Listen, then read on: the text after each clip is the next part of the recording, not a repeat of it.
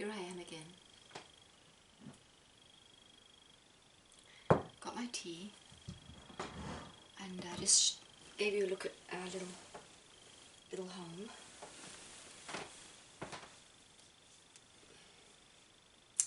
So here is a resting video.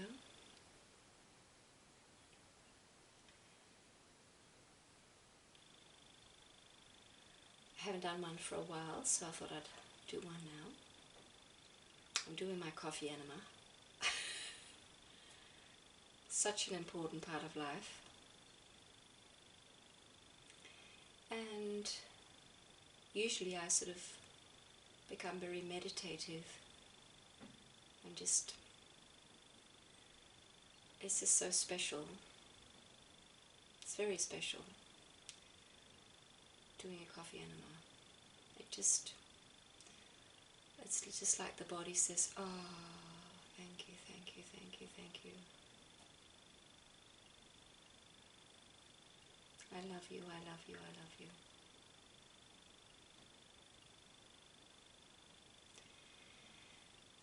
And the peace of the Lord, it's really like your spirit just steps forward very clearly. You become one with your spirit. It's so peaceful.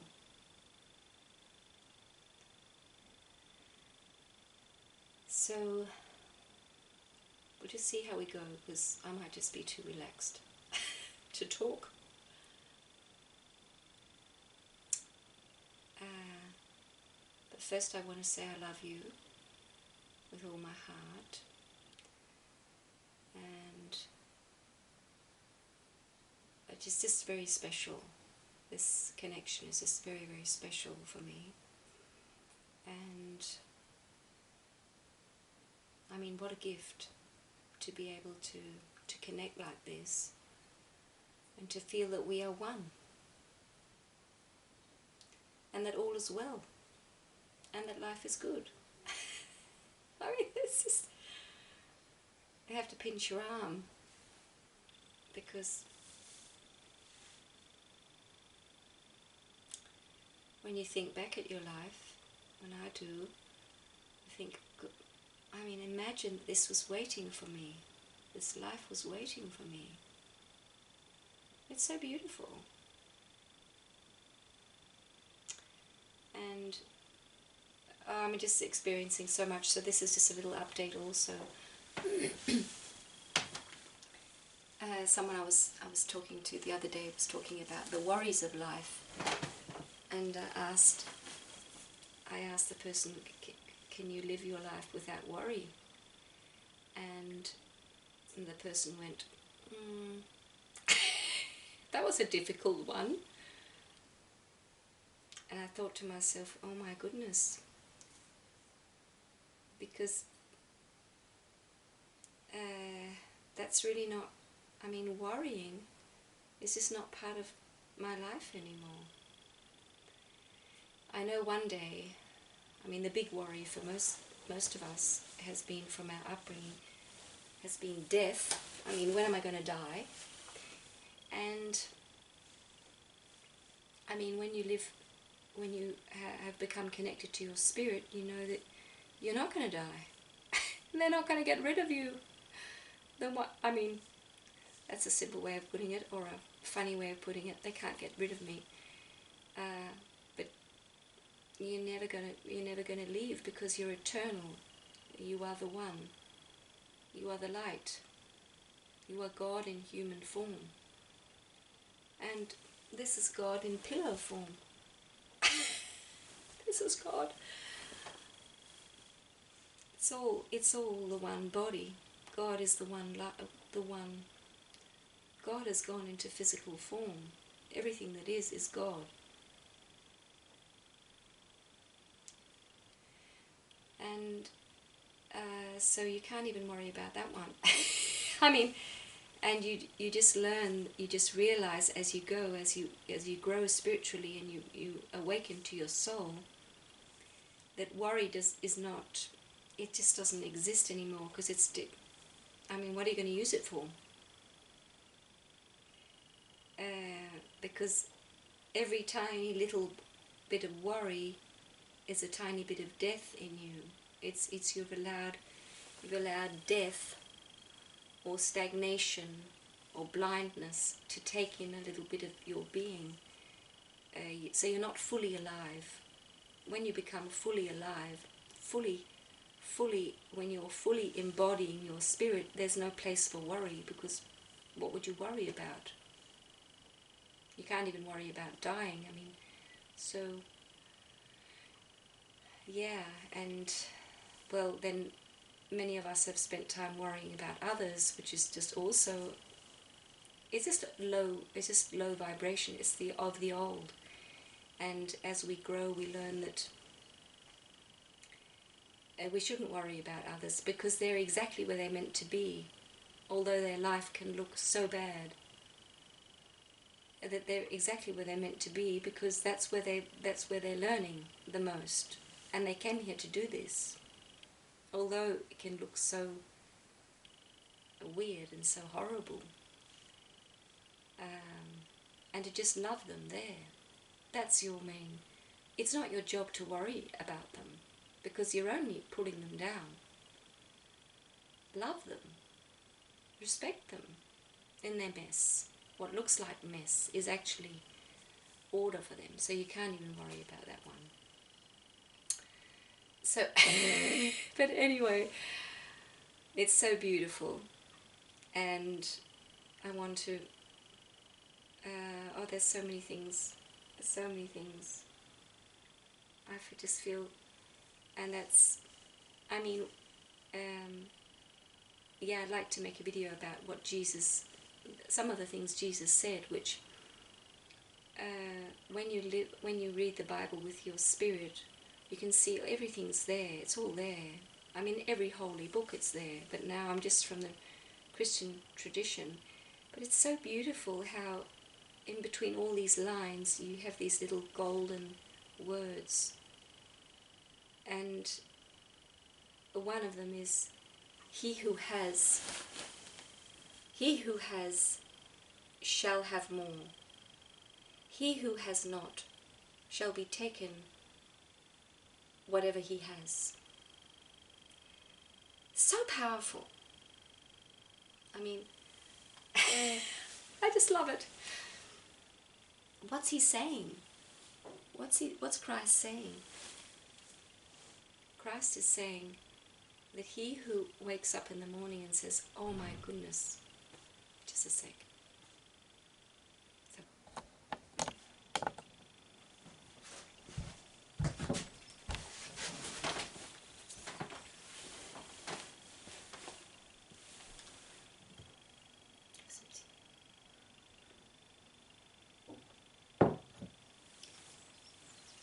So Jesus says, he who has shall be given more, and he who has not shall be taken whatever he has, shall have taken.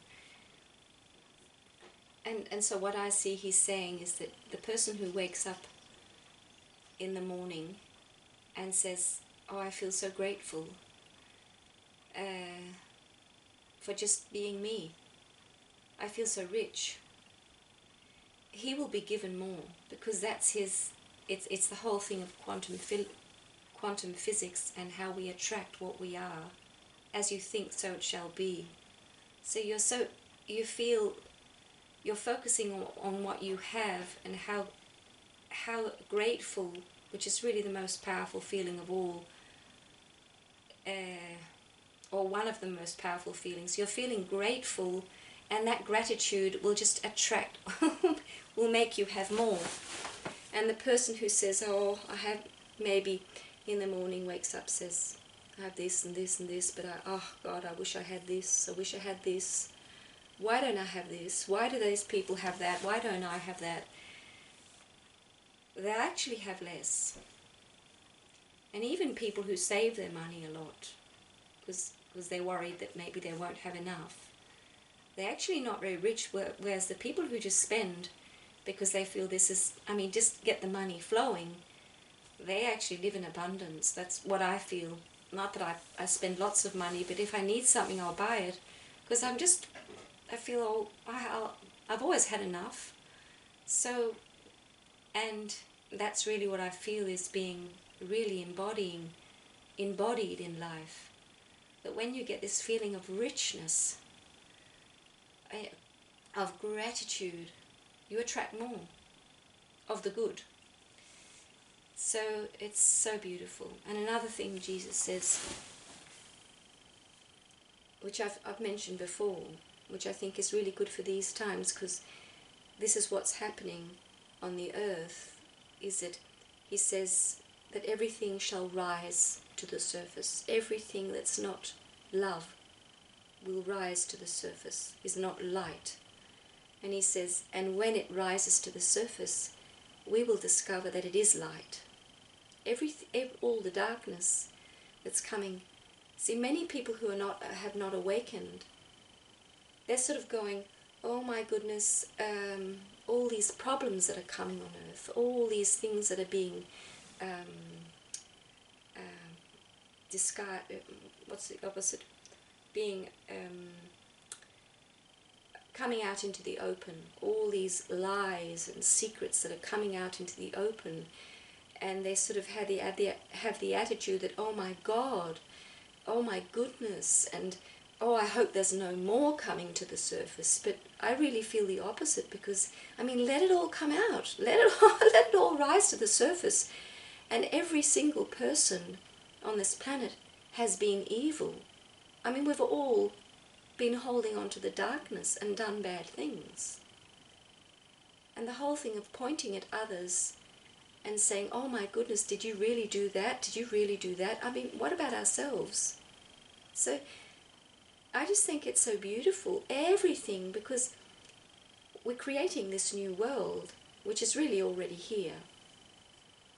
And for this world to manifest all over the planet and everybody get to live this beautiful, beautiful, beautiful life, we have to clean our house. We have to clean the earth of all the garbage, all the physical garbage. And the physical garbage is really only a reflection of the inner garbage. So all the things we have done, said, ask for forgiveness, bring it out, let it come out. All the self-judgment, which is really the worst, bring it up to the surface.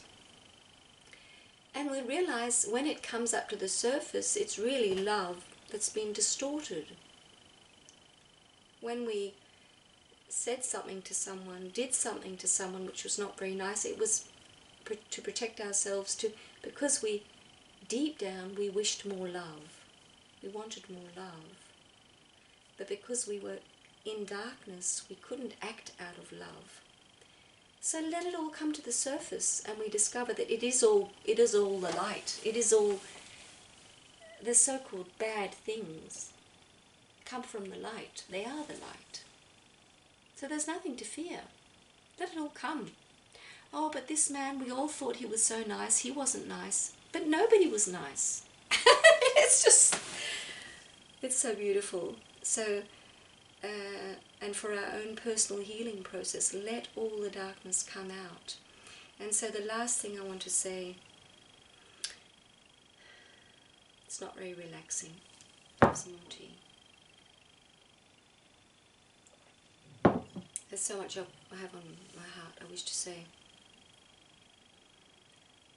Is that we who feel we are very much awakened, we are warriors of the light. We are warriors.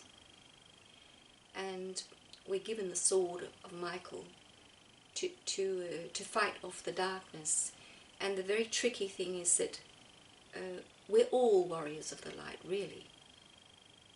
So the ego can even use that to make us better, make us feel better than others. But I just feel in my life that how Michael, or whoever it is, has given me this big club, and every time I just have the feeling, if somebody comes and attacks me or does something, I've got this club. It's just like it's an energy club, and I'll just bash it. I'll just go bang like this. So I feel this enormous strength, inner strength, And I know I will, if I need to, I will be very, very firm and very, very direct with whoever needs to hear it. And it's so wonderful. It's good. It's healthy anger. It's good anger that we need sometimes, because the darkness will keep trying us. And yeah, so I can just say shortly about my own life and my interaction with my husband, and how we're both in this enormous process, and it's like all the earth, everything from the old, from the past, is being cleaned out. And see, the thing is, the darkness wants to keep coming in and taking over the light, and it can't. It won't do it, because it's too weak. But it comes in waves. So you might experience that in your own life, that somebody who's you've been so well connected to, they'll sink into the darkness. And you just think, oh my goodness, all the old stuff is coming back.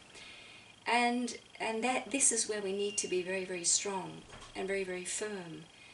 And I found that in my own life, it's so beautiful that my husband and I, because as you know, you who have followed me, I left my husband, I just moved upstairs, which is really very funny.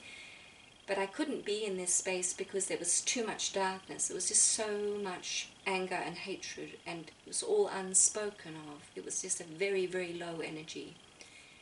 And when we reunited, my husband and we started afresh, I just sensed one day, how about we arrange with each other, and we decide that this room, which I just showed you, which is our own old lounge, which has been made smaller to keep it warmer, because we're only 2 people, we're not all our children. This room is a room of light.